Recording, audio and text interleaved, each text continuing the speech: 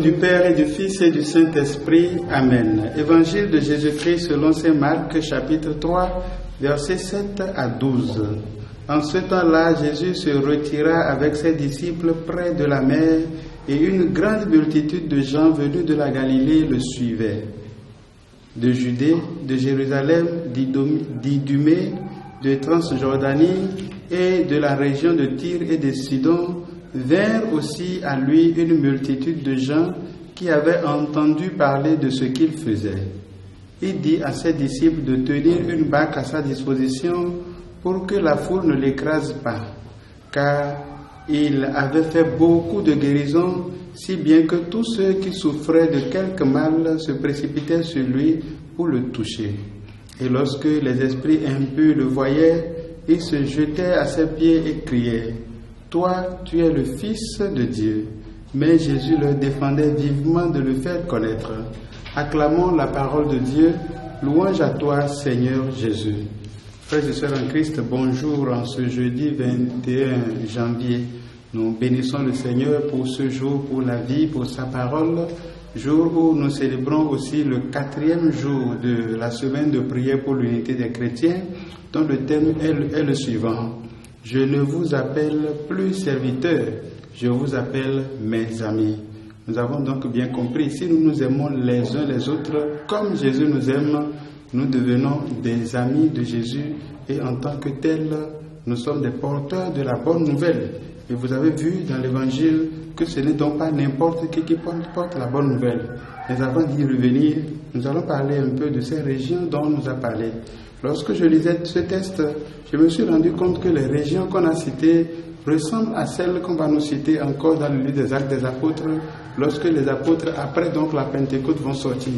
On va dire, il y a des gens de telle région, et tous entendaient la parole de Dieu dans leur propre langue.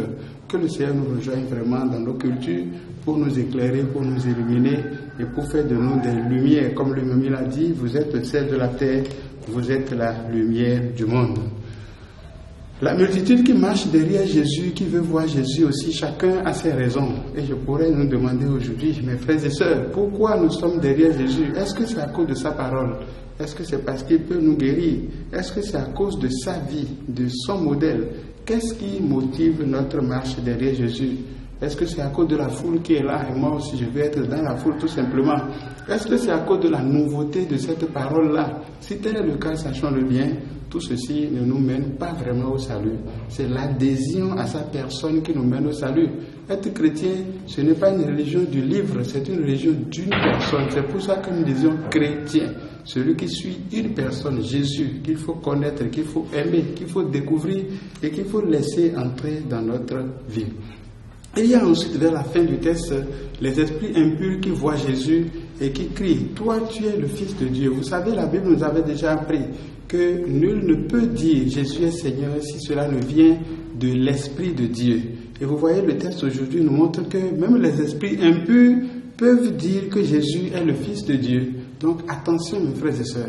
Beaucoup de personnes me voient et me disent « Mon Père, nous sommes allés à telle prière où on nous a dit telle chose, comme c'est de Jésus qu'on parle, comme c'est le nom de Jésus qu'on a dit. » Eh mes amis, attention, le nom de Jésus, même le diable le connaît et le prononce. Il faut donc faire attention, en sachant que le diable peut prendre même des aspects d'ange de lumière. S'il vous plaît, mes amis, restez là où vous êtes. Prenez soin de votre foi et sachez que Jésus, il est un. L'évangile qu'on nous a annoncé dès le début, il n'y a pas un autre. Peut-être la façon de dire va être différente. Un pasteur, un berger, un prêtre, un évêque va vous dire les choses d'une manière ou d'une autre. Mais ce qui est important, c'est que Jésus est Seigneur. Il est sauveur. Il a pris cher pour te sauver, pour me sauver. Il a donné sa vie sur la croix et son sang t'a lavé de ton péché. Est-ce qu'il y a autre chose qu'on peut encore dire quelque part qui dépasse cela? C'est donc à toi maintenant d'accepter cela, à toi de vivre selon cette règle-là. Que l'Esprit du Seigneur habite nos vies, mes frères et sœurs, pour que nous sachions être là où nous devons être, au lieu d'être en train de chercher Jésus là où il n'est pas. Que la journée soit bénie, que vos activités soient bénies et que toutes les rencontres de ce jour vous conduisent à chercher la paix en Dieu. Béni soit Jésus maintenant et pour les siècles des siècles. Amen.